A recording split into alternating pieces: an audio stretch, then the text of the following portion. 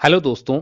बाजार से आपने कई बार सब्जियों के साथ फल भी खरीदा होगा और अगर आप थोड़ा गौर करें तो कुछ फलों के ऊपर विशेष अंक वाले स्टिकर लगे होते हैं। क्या आप जानते हैं कि फलों के ऊपर ये स्टिकर क्यों लगाए जाते हैं? फलों के ऊपर लगे इन स्टिकर्स का क्या मतलब होता है और क्या इसका हमारे स्वास्थ्य से कुछ लेना देना होता भी है या नहीं? तो चलिए आज की इस वीडियो में हम इसी बारे में जानते हैं।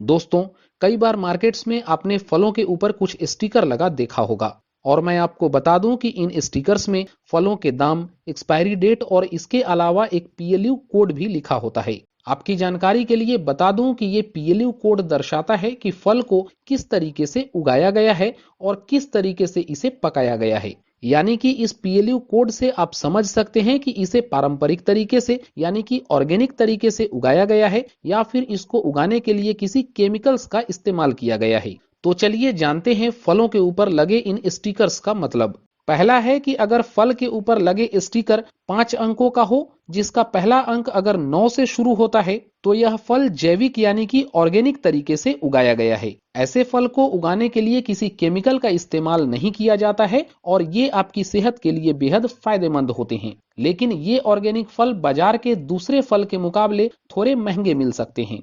दूसरा है कि अगर फलों पे लगा स्टिकर 5 अंकों का है लेकिन इसमें से पहला अंक 8 से शुरू होता है, तो यह फल जैविक तरीके से यानी कि ऑर्गेनिक तरीके से उगाया गया है, लेकिन इसमें आनुवांशिक बदलाव किए गए हैं।